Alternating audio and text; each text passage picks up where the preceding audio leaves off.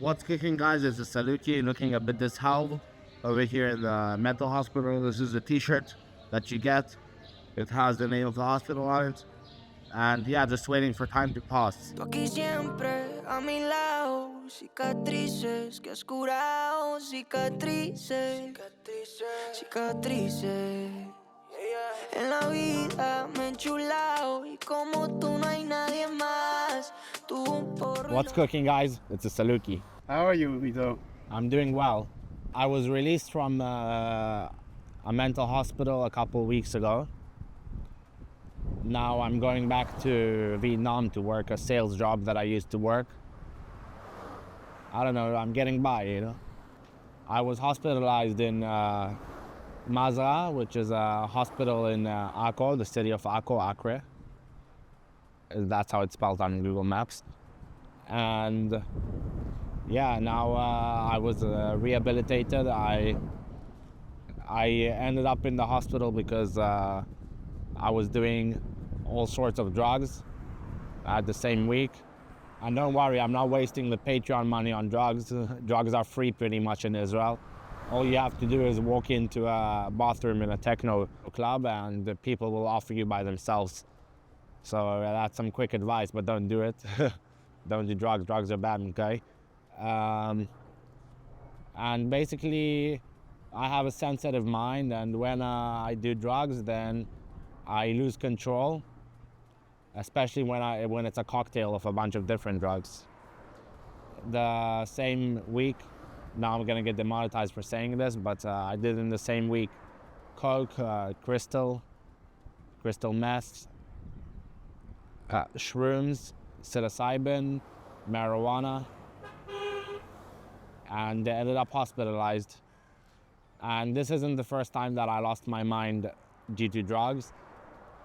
Once when I was in Argentina, then I was making videos about the World Cup. I was there when they won, when we won. I feel half Argentinian by now from having spent there half a year.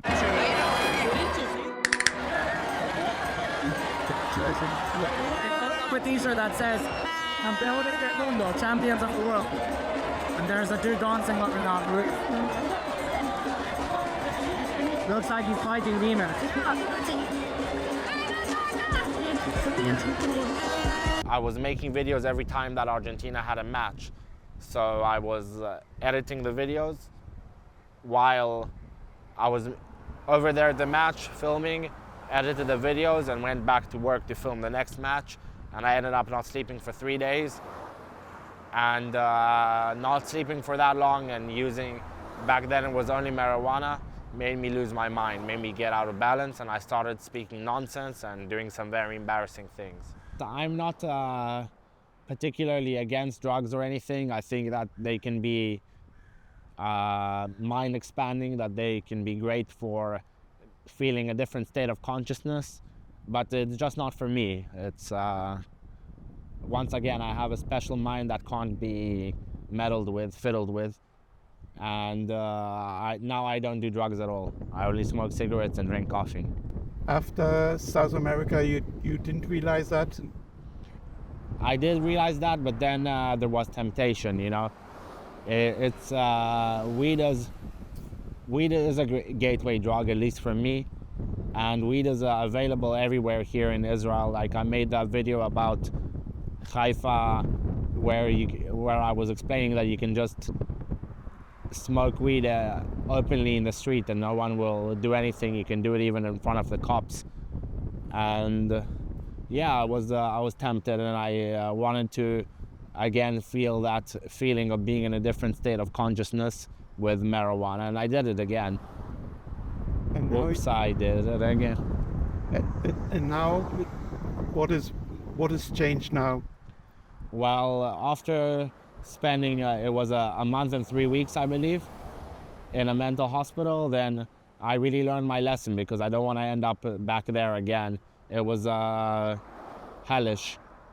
I mean, obviously I managed to get by like I do anywhere in the world, but it was a colossal waste of time.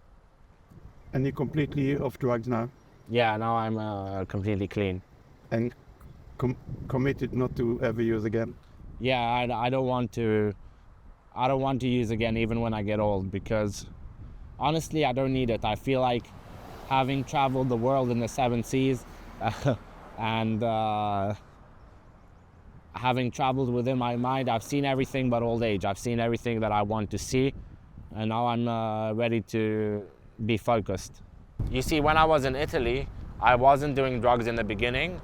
I was weaning myself off benzodiazepines, but that also resulted in lack of sleep for periods like 3 days, and then again I lost my mind a bit, because not many people know this, but the 2 drugs that can kill you if you stop them by yourself are not necessarily heroin or anything of that nature. It's benzodiazepines, which are prescribed to many people as of today very easily, like they were handing out candy to kids, and alcohol, which is also openly available. Those are the 2 drugs that will kill you if you stop by yourself.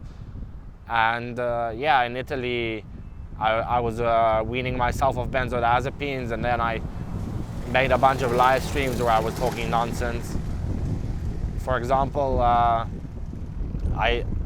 I keep, every time I lose my mind, maybe it's because I've marinated in poverty for so long, but I think that I'm a millionaire and I start spending money I don't have. Now I'm in debt, 140,000 shekels. How much is that in dollars? Like About $35,000. maybe 40,000. Yeah.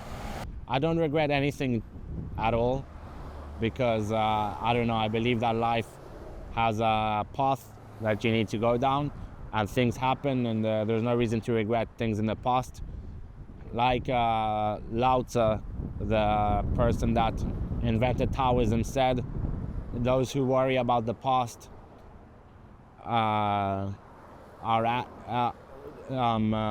get depressed, and those who worry about the future are anxious. You should worry about the now. You should be concerned about the now, or you should live the now. Anyway, yeah, I just said a bunch of nonsense, and I made a bunch of live streams, and I might have discredited myself from the journalism that I've been doing all these past 4 years on my channel. But I believe that my viewers realized that something wasn't right, and they accepted it so far from what I see, because I posted a serious video since then, and everybody just ignored what I've been posting all the time up until then. In this week's episode, I have the Saluki, aka Ido. No, I've been watching Ido's channel for probably the last year, if anything, and I was mind blown by the crazy shit he does, because he goes to, I don't know if I think you've been to Kalandia, and I know Tal has, but you've been to Jenin, you've been to Ramallah, you've been to Shechem, I think, which is Nablus. I know you've been to several places, and I'm like, this dude's out of his mind. So, which I loved. I was really impressed, and I thought the videos were very interesting. I've never really seen anyone do that. Any Israelis willingly go in there. And the content's really, really good, and I really like what you posted. But then recently I saw some content, and I was like, where is this coming from? It's kind of confusing. So just to be real with you, I'm not here to focus that much on this, because basically a lot of people have been questioning if your mental health is okay, if you're doing okay.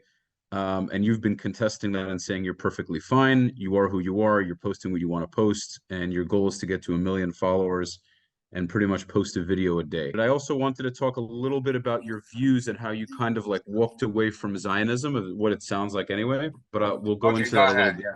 We'll go into that a little bit later. I'm a respectful person, but I'm also very blunt, and I know you are too. In terms of all of this going on, dude, how did the content go from Israel Palestine covering all these conversations to going and taking some video with some chick and her dad or something, or you said it wasn't her dad, and then there's also now you're saying they're jokes, but like the pregnancy thing where you're trying to like get people pregnant, like how does that, I guess it just throws people off in terms of normalcy, in terms of you being a stable dude. What's coming up for us in the future? We've got the Peaceful Settlers series that's being edited by the man that's holding the camera, and that's taking a long time. But it's gonna be good. And yeah, I don't know if people realize this, but I don't really make money off of YouTube. Every time I post a video from Palestine, it gets demonetized, and I've got to focus on my own life a bit. So when I have time, I'll be making videos and posting them and sharing them, and when I don't, I won't. So because I have to work a full-time job just like everybody else that's watching. People were worried about you, and so much so that they've uploaded their own videos talking about it. Yeah. Like Tyler and... Yeah, well, Tyler kind of poisoned the well, because he was just saying everything that I say about Israel and Palestine is wrong because I'm mentally ill. Now, that's not right, because even when I was in a manic state, then I still had my same opinions about these topics, and I don't express my opinions much. And he was just reiterating the same thing for half an hour in his video that he made about me. Ido, the Saluki, is not well. He is not okay, and he's unable to think at the moment rationally. I don't think you're being truthful with your audience, and I think you are doing a disservice to the content creators who work day in and day out to dispel some of the disgusting stuff we've been saying as of recent. But he is a fan, after all, of what I do. And a lot of people like him were concerned about my safety and my well-being. But I don't know. I don't see anybody concerned about my safety when I guess some comments say stay safe when I walk into Palestine, and I don't know, like I don't see these comments. I do appreciate them and everything, but I don't see them as very real, because it's just letters on a screen, you know. It's not people that I know personally, and it's a virtual reality. But you walking into Palestine wasn't as a result of your mental state. Yeah, exactly. That's something that Tal needs to understand. It was pure journalism. Yeah, yeah. Seeking for the truth and looking from the other side too. Yeah, exactly. Which was very much appreciated by your followers. Yeah, from both sides, from the Palestinians and the Israelis. Yeah. Yeah. But we can't ignore the fact that when I saunter into Palestine, then there are... I haven't been to Nablus and Jenin, for example, for a long time now, because there are extreme people over there that do want me dead, and they did post a picture of me in army uniform and said, look what you did, you let this guy into your homes. And yeah, it's dangerous, and I get nothing. I mean, I get nothing monetarily from it, so it's hard to make sense of me doing that all the time when it's not even my job, and I'm not working for any for Al Jazeera or some big journal or Vice or whatever, some big journalistic company. But I don't know. I do these videos to open people's eyes, and also for myself, because I enjoy filmmaking as an artist. You know, I enjoy drawing, I enjoy writing. Rapping, I like all these things. By the way, you mentioned Al Jazeera. What do you think about the decision to close their offices in Israel? I think it's a political statement, and they shouldn't involve politics with journalism. But I was in their office in Ramallah, and they probably mean that they're gonna leave their office in Ramallah open, so it doesn't really make a difference. This is my second psychosis, by the way. When I was in, I believe it was November, December, then I was unfairly hospitalized when I had an ambulance come to my house and take me by force just because I was making videos in Palestine. So everybody that was saying free the Saluki, then it's not like you were saying that in vain, because I was rightfully hospitalized. I wasn't. I've had 2 psychoses, and also I had some psychotic behavior in Italy. But back then, when I was hospitalized for my journalism, then it wasn't fair. Just FYI. Basically, I've been hospitalized. Like, they claimed that I was having a manic episode, but I'm not, clearly. And I think that it's because of the content that I was posting, which isn't towing the propaganda line. But many people disagree with me, but the proof is in the pudding. So I finally made it out. after 18 days in the mental hospital, and I figured I would do it live. So here we are, we're in Tel Aviv. The mental hospital was in Ramat Gan, so we just came to a cafe here. And let's go, let's start replying to questions.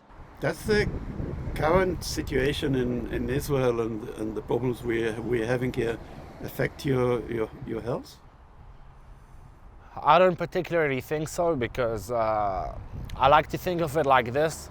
There's wars going on everywhere all the time, and if I would look at what's going on in Cameroon every day, I would be sad too. And I'm a citizen of the world.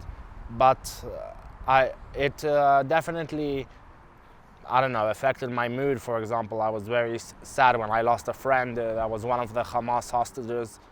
But I don't think that it was something that took me over the edge, no.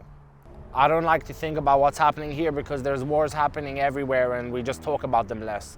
You know, there's wars that are in fashion, like Israel, Palestine, Ukraine, Russia.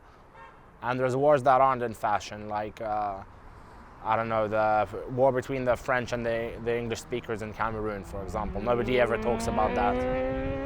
So you can't keep yourself occupied with these things, because it'll drive you crazy if you cry for every person that dies. Now that you are outside the hospital, are you still getting treatments? Yeah, there's an antipsychotic medication. It's called olanzapine, or under the brand name Zyprexa. And I take 2 before I go to sleep, 2 10-milligram pills. And that, I guess it calms my thoughts down a bit. But I have to take it for about a year after the hospitalization to rebalance the chemicals in my brain. How was the time at the hospital? Well, time moves very slowly over there. It was horrible. I mean, it was horrible until I got myself some earphones, and then I was just listening to music and walking in circles all day. I also read some books, but it was a good slap on the cheek to make me not want to go back to that situation in my life again. I don't ever want to waste time in a mental hospital again. It was especially hard for someone like me who likes to move around so much. Is it it's a totally closed environment? Yes, it's like jail pretty much, except a bit more sympathetic. And well, there is fighting between patients like in jail too. Did you have a room on your own? No, it was like being in my hostel days again, when I used to travel the world in hostels. I would share my room with another 6 or 8 patients. But at the beginning you had a room of your own? Yeah, because I walked in there like a boss. And when I walked in, then I was like, okay, now it's time to break out. And I went to there was a PC, a monitor, and there was a glass covering it, and I went and I punched the glass, and I took a shard of glass, and I was like, okay, we're breaking out of here, who's with me? Well, I was still in psychosis. So you were violent? In a way, yeah. And did they restrain you? Yeah, they all held me down, and they injected some benzodiazepines into my butt. Nasty? Yeah, and then they closed the door on me, and it was a door that gets locked. I was in solitude. Did they tie you up? Yeah. Legs and hands? Yeah, legs and hands, like in the one who flew over the cuckoo's nest. Not nice. Yeah. That's why you never want to go back there again. I don't ever want to go back there again. And I'm not going to. And how did you keep yourself busy while you were there? Listening to music, listening to whole albums. You know, I love rap music. That's what keeps me going. Music really keeps me going. In the beginning, I could read, and then I found it hard to concentrate because, I don't know, I guess I felt so stuck there that it was hard to even read. I didn't talk much to the other patients, but there was another guy who was in the beginning who was also in a manic episode, and we kind of became like best friends, and then he left, and then he didn't answer my calls later. And did you manage to do some physical exercises?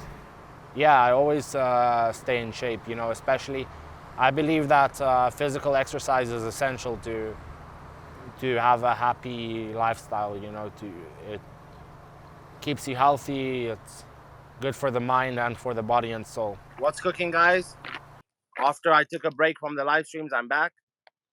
I figured I would do a live stream while I'm doing my workout.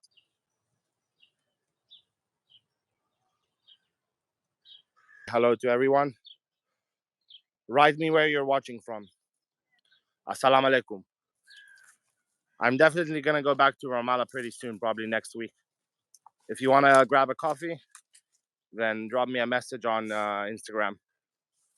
Where are you now? I'm in Akko, Israel. Yeah, I got my hair is yellow, but I wanna cut it.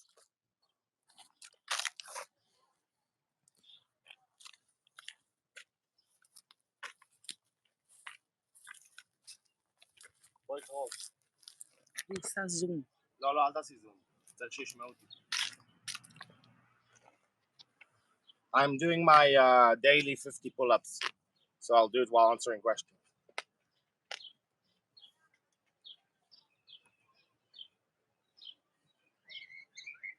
Before you got hospitalized, you did pretty weird stuff. I mean, one of the things that you did an interview with a dentist. Oh yeah, and I claimed that I used to take that I was an illegal dentist when I was in Brazil. That wasn't real, but that was some good acting, you have to admit. I said it with a straight face. Absolutely, you persuaded me. Yeah. Oh, you believe?